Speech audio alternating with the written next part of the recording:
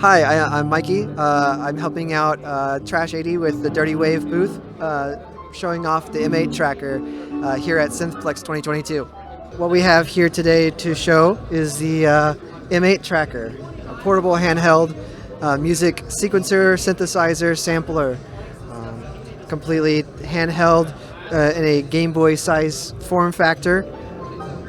It has 8 tracks that you can use to sequence internal or external sounds.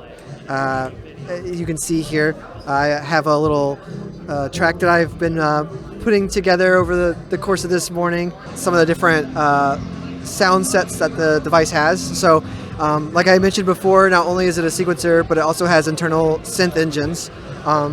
For example, let me start something fresh here. We have, let me go in here real quick. From the beginning here, we have the Wave Synth, which is just a wavetable synthesizer for kind of classic computer or console sounds, like sort of chiptune kind of really rough 8-bit kind of sounds. It has what's called macro synth, which is a macro oscillator port of mutable instruments braids. So if you're familiar with Eurorack, it has the full braids engine, complete with its multitude of sub synthesizer engines within it. So you have like super saws, you have string generators, there's a couple 808 emulation synthesizers built into that one. Has a sampler, supports both mono and stereo sampling. What's really cool about the device is that it does SD card streaming, so there are no sample size or length limitations when playing any samples. So you could, play an entire stem from, an external source that's several minutes long, and it has no problem playing that back. Really nice. And then the last synth engine that is available is a 4-operator FM synthesizer. So if you're familiar with like the DX7 or the Genesis, it's similar in concept. 4 operators, which are kind of like 4 sub-oscillators, which allows you to do more complex kind of synthesis, from making drums to big stack, big voice supersaw kind of voices. And then that's it for the synth engines, but there's an additional instrument for MIDI out. So you're able to externally sequence synthesizers, whether they're MIDI gear or from your DAW.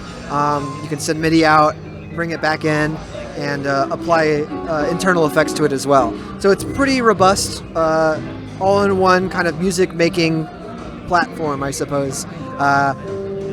It's great for when you're traveling. You don't need to have any additional instruments or synthesizers to use it. You can just plug your headphones in, and you're sitting on the train or you're on a flight or something, and you can just make all your tracks without anything else needed. I absolutely love it. I've been using it for a couple years now. We can take a little closer look at the input and output on the device here.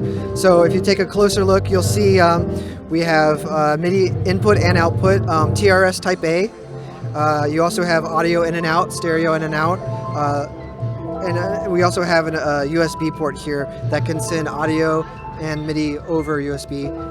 It also has a remote screen functionality, so if you have a computer or a tablet, you can plug the USB port into it and open up a browser, and you actually get the full display. So this display that you're seeing here for this booth, all the devices are capable of doing that as long as you have an additional computer or something to plug it into.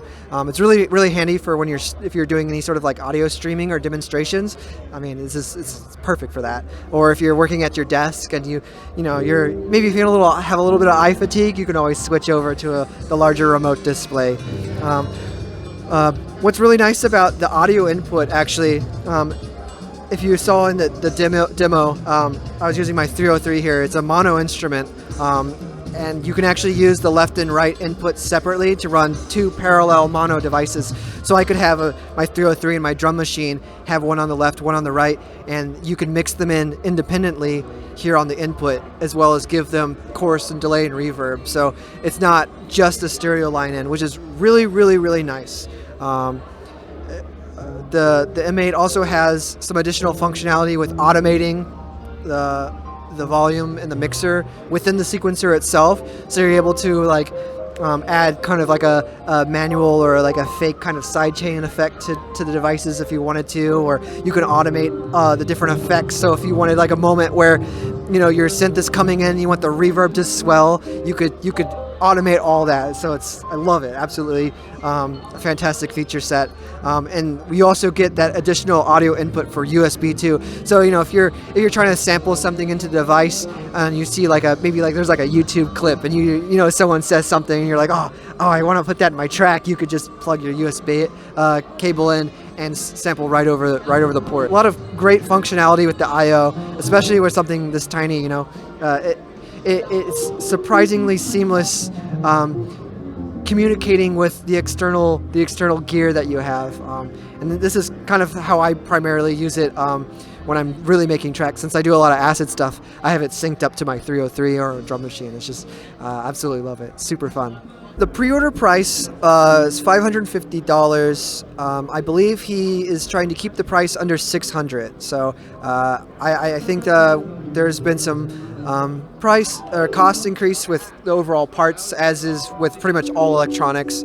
But I do know that he's trying to keep it under $600. So I think we'll know for sure Monday morning when the next stock is available. The developer Tim is an OG chiptune artist, Trash 80. He's been a part of the scene for a very, very long time. My understanding of the story is that I think it was like 2012 or 2013, he was building a portable device just to sequence MIDI instruments. He developed code for Little Sound DJ to externally control MIDI devices from a Game Boy.